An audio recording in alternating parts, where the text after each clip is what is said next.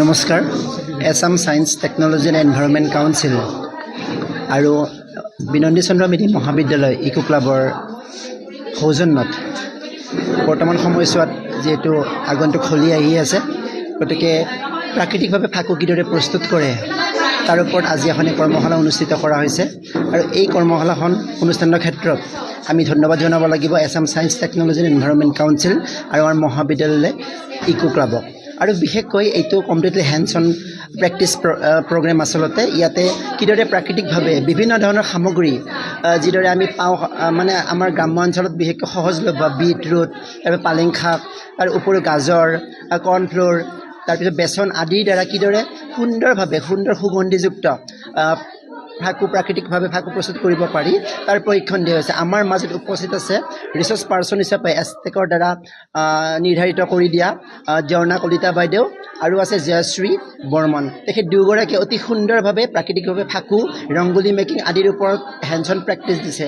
আমি মহাবিদ্যালয়ৰ তৰফৰ পৰা সঁচাকৈ ধন্যবাদ জ্ঞাপন কৰিছোঁ এনেকুৱা ধৰণে হেণ্ডছ অন প্ৰেক্টিছ দিয়াৰ কাৰণে। কাৰণ আমি সকলোৱে জানো ফাকু বুলি ক'লে এতিয়া ফাকুৰ যি মাদকতা সেইটো আমি আচলতে বৰ্তাই ৰাখিব লাগিব। বোকা বা তেনেকুৱা ধৰণৰ আমাৰ ৰাসায়নিকভাৱে তৈয়াৰী ফাকু আমি পৰিহাৰ কৰি আমি প্ৰাকৃতিকভাৱে যিবিলাক প্ৰস্তুত কৰা সামগ্ৰী ফাকু তাক আমি ব্যৱহাৰ কৰিব লাগিব।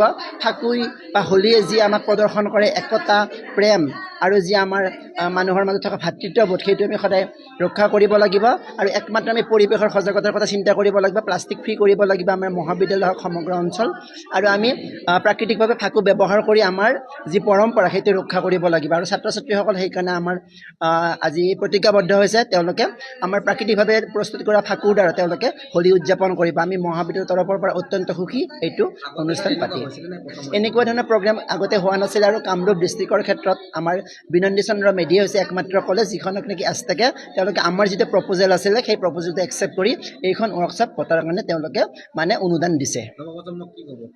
নৱপ্ৰজন্মক মই এইটোৱে ক'ম বিশেষকৈ যে যিখিনি বৰ্তমানৰ নৱপ্ৰজন্ম তেওঁলোকে আচলতে আধুনিকতাৰ ধামখুমীয়াত যিটো আমাৰ পৰম্পৰা সেইটো পাহৰি যায়। গতিকে তেওঁলোকে আমাৰ বজাৰত যিবিলাক সামগ্ৰী পায়, ফাকুৰ ক্ষেত্ৰত মই কৈছোঁ যে মেজান্তি হওক বা আমাৰ বিভিন্ন ধৰণৰ আমাৰ অক্সাইডযুক্ত যিবিলাক ফাকু যিবিলাকে নেকি আমাৰ স্কিনৰ বেমাৰ কৰে বা শ্বাস প্ৰশ্বাসজনিত বা চকুত বিভিন্ন ধৰণৰ দুৰাৰোগ্য ৰোগ সৃষ্টি কৰে, তেনেকুৱা ধৰণৰ সামগ্ৰীবিলাক পালন কৰি আমি আচলতে পুনৰ পৰম্পৰাগত সামগ্ৰীবিলাকলৈ আমি আগবাঢ়ি যাব লাগিব। সেইবিলাক ব্যৱহাৰ কৰি আমাৰ সুস্থ সবল সমাজ গঢ়াৰ লগতে নিজকো আমি ৰক্ষণাবেক্ষণ দিব লাগিব।